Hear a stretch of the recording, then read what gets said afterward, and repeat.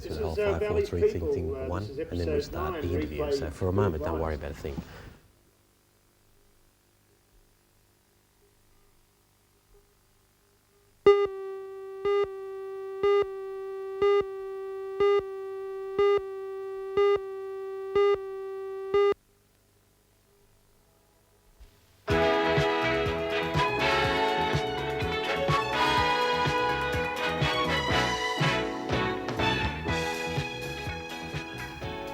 Hello and welcome again to the Valley's People.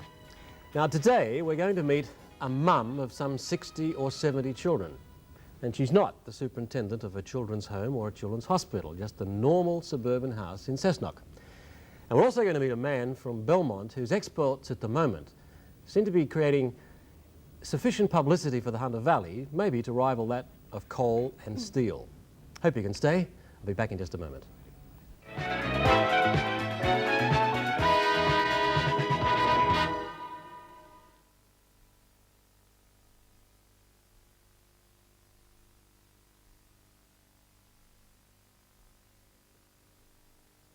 Right.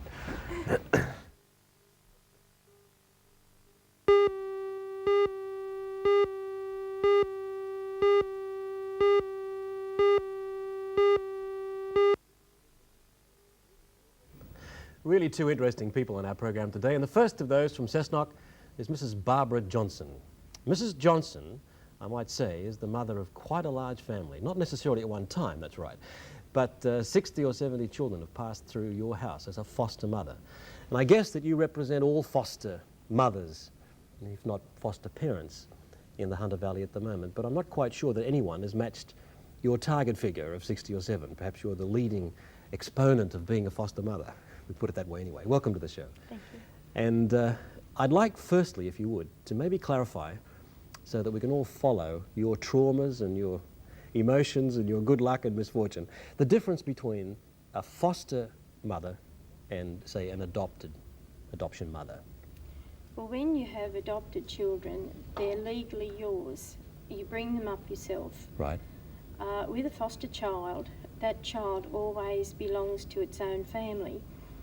They might stay with you until they're discharged from wardship at 18.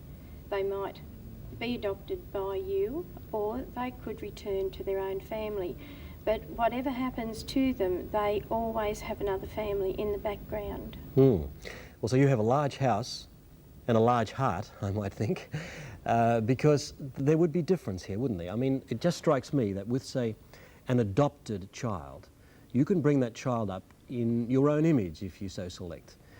But as you just point out, with a foster child, the image maybe has already been formed, and so they're coming into your house as something of a guest. Is that oversimple or?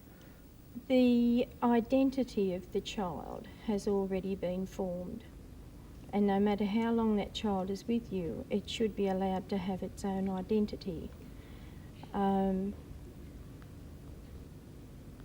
The parents have started that child off. They've learnt things, they've learned how to do things, they've learned how to be themselves.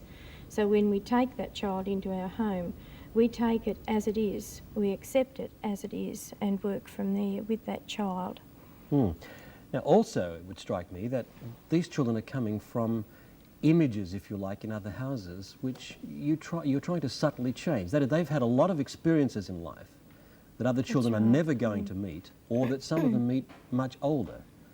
What type of children do you get, Barbara? Well, we get children that have come from homes where they've been battered emotionally and physically. We have children from homes where people just can't cope. There's a wide range of homes. So we have a wide range of problems with these children. We have children who have no table manners. We have children who can't speak. We have children who just can't relate to other people. They've never been taught to love.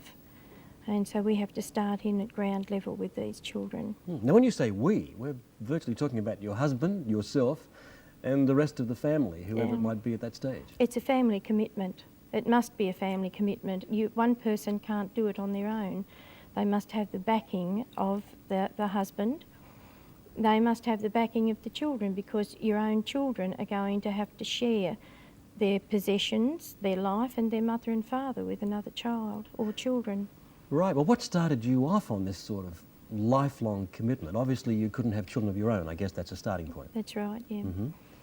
So what happened then? Instead of adopting, you decided to foster. Well, we adopted 2 babies and found that we had enough love to go round a few more, so we decided to apply to the department for a child foster.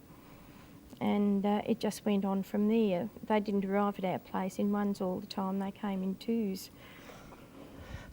One of the children sort of created the picture to me that they actually drop in the middle of the night sometimes where a social worker is really disturbed and needs a family instantly, and they come to your door. This is right, yes. We had one young girl recently who left home and arrived at the police station at Cessnock, saying to them there that she had left home and could they find her somewhere to go for the night. That was about 10:30, 11 o'clock at night. We had another 6 dropped on us another night. So the house spreads and the children spread, and they all get in and do what's got to be done to make those children feel at home. Yeah, how do people coming in from another family adjust to your way? Do you have your own disciplines? Do you say, now this is it and this is what we do? How do you create that love for them that you have? How do you convince them of it? Well, we have ground rules to start off with that everybody has to adhere to. The new children have these rules explained to them. If they make a mistake, they break one of the rules, they're spoken to, we talk to them. A lot of time goes into talking until we finally get them round to our point of seeing why they shouldn't do that particular thing. Once they reach that understanding, then they're disciplined the same as the other children in the family. Well, you're talking about 60 children. The mind suggests that not everything is a brilliant success. There are some failures. Are there some children that can't adjust to this house environment? There are some children who can't adjust, but with our 60 children, we've had 2 groups over the years. We have one group of children who are children on remand or short-term fostering, who are given to us until their future is decided. These children might stay with us a night, they might stay with us 2 months. But while they're there, we provide them a home, we provide them a shoulder to cry on. We're good listeners at our place. And when they go, they've got their life into perspective and ready for the next step, which is usually a court case or a new family situation. Well, as a parent who seems to have raised 56 more children than we have, I just wonder how you get on with that tearing your hair out moment. I still tear my hair out. That never stops because foster parents get just as angry and frustrated with their children as people get with their own children. But we cope with it pretty much in the same way. You let off steam. The only difference is that we don't always have people who understands when we do this. We have quite a few times had people say to us, well, they're not your children, get rid of them, send them back, you don't have to have them. If you want to keep them, then put up with it.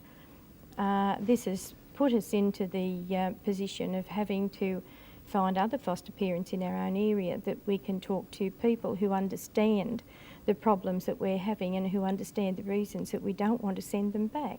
That's an interesting point you just raised. You mean you really don't have a shoulder to cry on, because as soon as you start talking to, shall we say, a regular parent, their attitude is, well, send them back. You don't have to do this. Is that right? Quite often this happens. We have one another. We all cry on one another's shoulders at our place. We have our own district officers that we have found very interested in what we're doing, and they try to help us as much as they can. If we have a problem, they'll help us to work it through. We have our other foster parents in the area. We get together with them and... Self-help.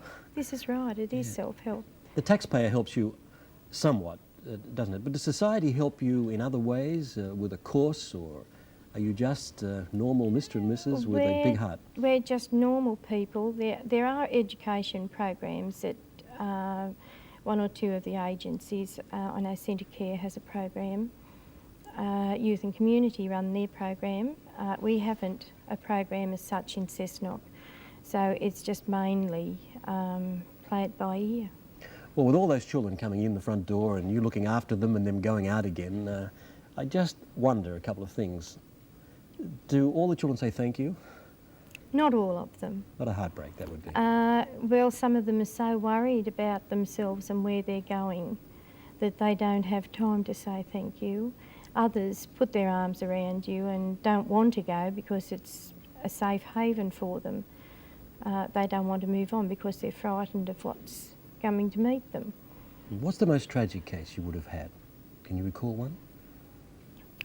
I think twin girls who were very dirty, very deprived when they arrived. And What age? They were 4. 4. Left 8 years later without saying thank you. A little hard to take, isn't it? To come back for more, that really shows some character. But we all got over it all right, and it wasn't very long after that that we had another 2 arrive that took our time and energy anyway. So. Well, you couldn't have children, and now you've had some 60 and still going. I don't know what the target figure is, but it looks like who knows? Well over the century. Barbara Johnson, when you think today of, say, the possibility of ever being a test tube mother, shall we say, would you have swapped your current position for that possibility of having your small family around you? When I look at the children that we have, the older ones that have grown up, the love that we've received back from our family, the children that have stayed with us, I wouldn't change one tear that's been shed on my shoulder. I'd do it all again, no doubt about it. Well, Barbara Johnson of Cessnock, could I say thank you for all those kids who forgot. Barbara Johnson, foster mother, and continuing to be that. And in just a moment, I'd like you to meet our next guest.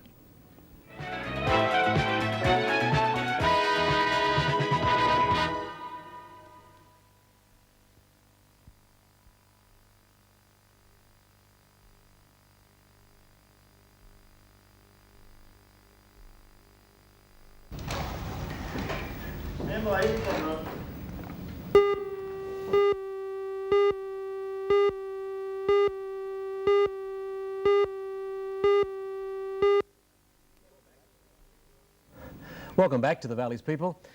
Our next guest is certainly a self-made man, and that is Fred Williams, businessman of the Hunter Valley. In fact, it's good to talk to you, Fred, because there are very few people who have started so much at the bottom as you have, because the newspaper clippings say that you've sometimes been at the bottom of the Manning River and you've been at the bottom of Cabarita in the speedboat. You've really had it the hard way. Yes, Ron, I've had my ups and downs in boats. Like the Manning River, that was one. That was a good one. That's a good story. You must tell that. Well, we tipped a speedboat over there. This is years ago. And it's on the bottom. And I'm diving down trying to get a rope on the boat in about 30 foot of water. And wonder why I couldn't get there. And I still had the life jacket on because that was hilarious for a while. That got Fred Williams interested in life jackets. Yes, it did. But at the time that you were sort of born and bred at Foster, Fred, water skiing really wasn't a sport then, was it? No, it was very, very much in its infancy in America. And we only ever saw a film of water skiing and the likes of that. Jack Murray was doing a little bit of it, old Jellignite. Jellignite Jack, yes. He was a very good friend of mine. And through this type of thing and living on the water like we did at Foster, we got the bug and we decided to make some water skis. They were very, very antiquated types of things. But, hot up an old boat and get yeah, some well, we had an old boat. A chap by the name of Tickner there loaned us an old hard chine boat with an old Thornycroft forward in it, and we were skiing with or aquaplaning with a garage door. That's what started us all off. A garage door? Yeah. Good heavens. And what were the first water skis that you started to develop? That would be at Foster? Yep. Well, did they have any particular geometrical design in mind? Well, the first mould I ever made, I think I got out of the pub at Foster, the old hotel, the Lakes and Oceans Hotel. It was the veranda post, and I cut the shape out of that and made the press. So that was one of our first big designs. You can make a guy very self-conscious. A question about geometrical design, you tell me it's a pub support post. Yeah, Lakes and Oceans. Things are a bit different now, though. Well, yeah, they've changed. We in those days, it was only a hobby, and we went on to bigger things. well, we thought they were big then. The first ski, I made the first water skis for the retail side of things in Australia, and I sold those to Mick Simmons. Oh, going back 27 years, 25 years ago. That was you just as a one-man industry in Taree, Foster. And of course, I thought they were the ultimate then. You'd stand them up and they had car tubes on them for rubber, foot gear and all that, and we thought that was really something. But they had the Fred Williams logo had on, the didn't logo they? on, Yes, yeah. right. Yeah, in those days it was Ski Ace. It's still Ski Ace too, our brand name. Yeah. But now really you've developed an industry, haven't you, that we should be very proud of. Tell us about it, Fred. Yes, it's gone a long way.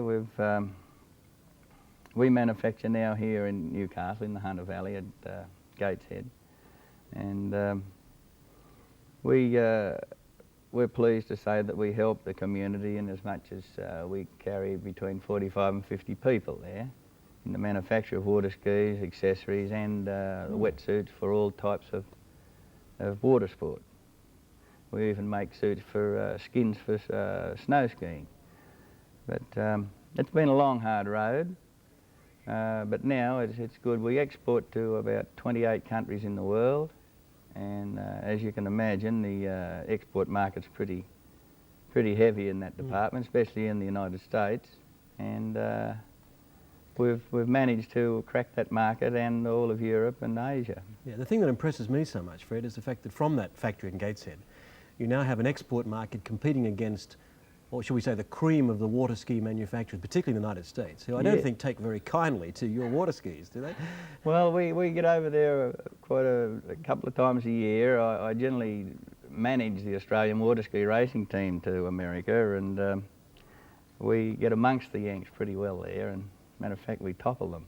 Yeah. And the competition's very good. But while I'm there too, we research into the different designs and what they've got and what we've got. And we rate now as the third biggest manufacturer in the world. The two other American companies bigger than us. But I think your mother must have found you, though, in a clamshell, didn't she? You weren't born in the natural way, because you've been in water all your life. Australian surf belt champion, wasn't it? yes. But, And speed champion on the water? yes, so I've lived in the water pretty well, and I live on the water now at Belmont, and take me away from the water, I think I just wilt away and die. Well, when you go on the world trip, do you still think the same way? Well, when you go on a world trip and look around at the rest of the world, there's some beautiful waterways, but when you come back and look over that Lake Macquarie, I call it heaven. Tell us about that speed machine of yours, Rage. Oh, that's another one of our projects. I always raced speedboats for years, and my ambition was to win the Australian or hold the Australasian Circle Race Championship for displacement boats. And it's a story here that started at the St George Motorboat Club when all the big outboard company men were there with their hot outboard tunnel hulls and everything, and because I got this new boat, Rage, and in those days, this was 3 years ago, it wasn't going very fast. It needed a lot of power to make it go, and they said to me, "Oh, you're wasting your time with that white elephant, Freddie." They said, "Spend your money on one of these tunnel outboard hulls." I said, "That's the worst thing you blokes could have said, because I'm going to beat you next time we run." Give me a challenge, yeah. And we did.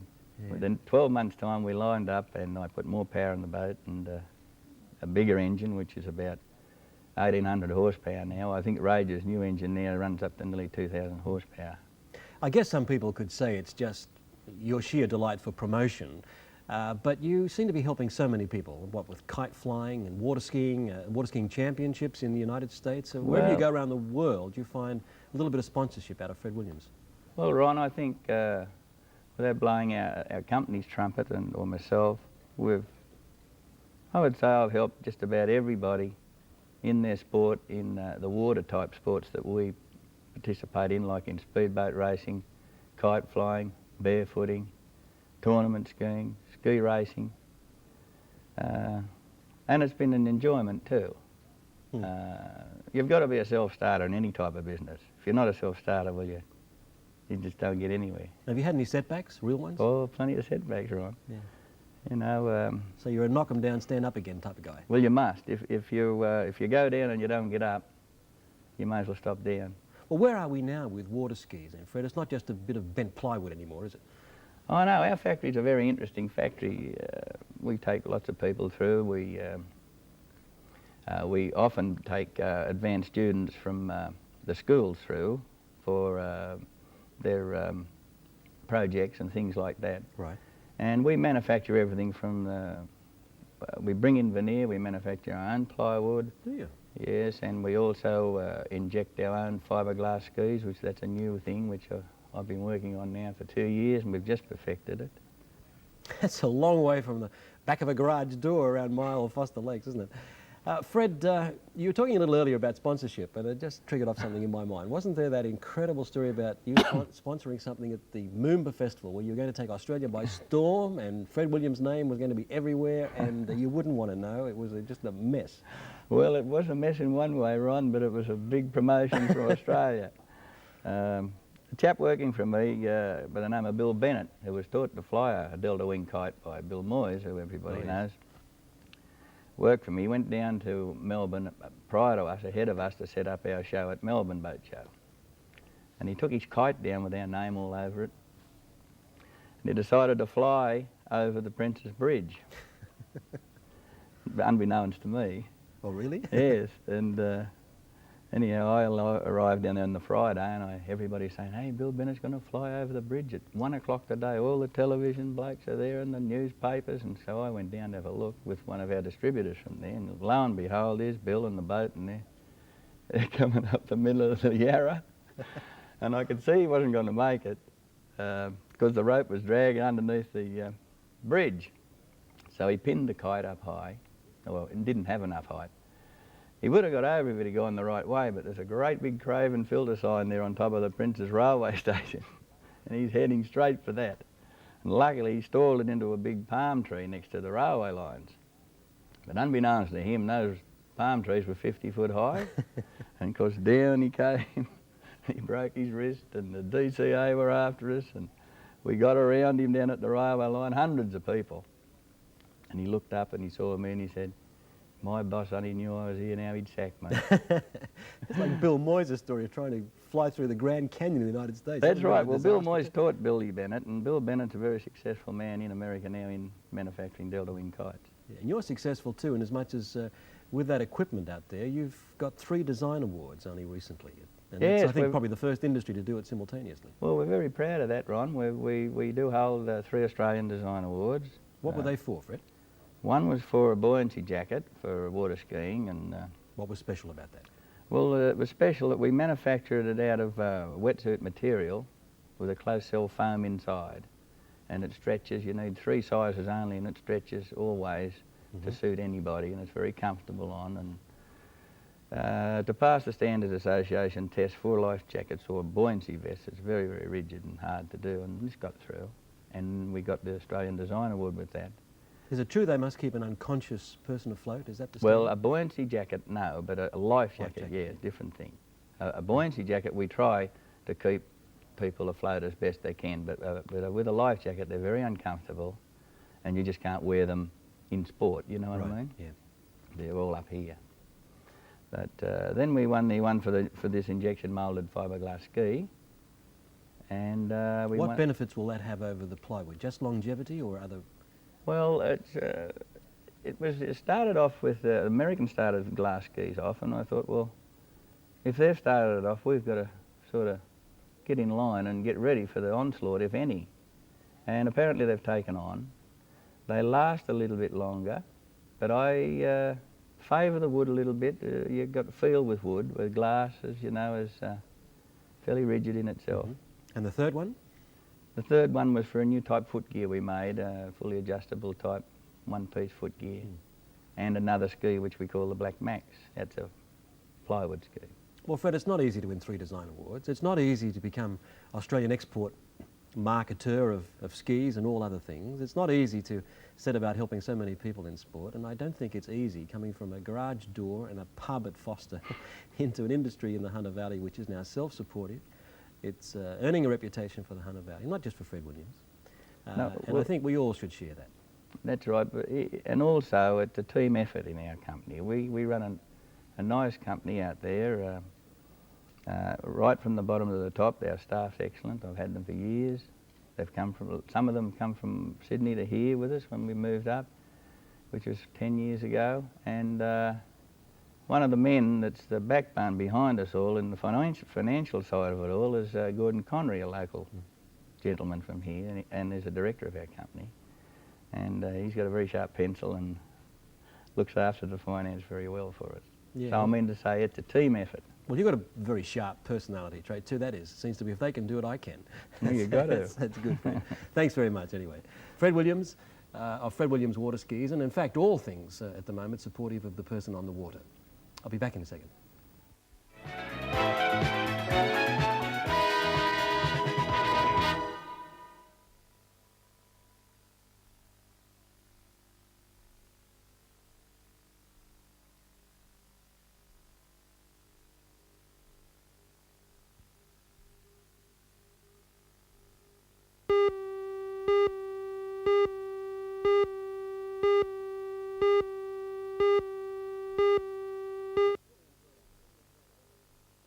I really enjoyed our two guests today, that big-hearted foster mother from Cessnock, Mrs. Barbara Johnson, and also a very successful businessman from the Hunter Valley who's come from foster to a successful enterprise at Bennett's Green, and that's Fred Williams.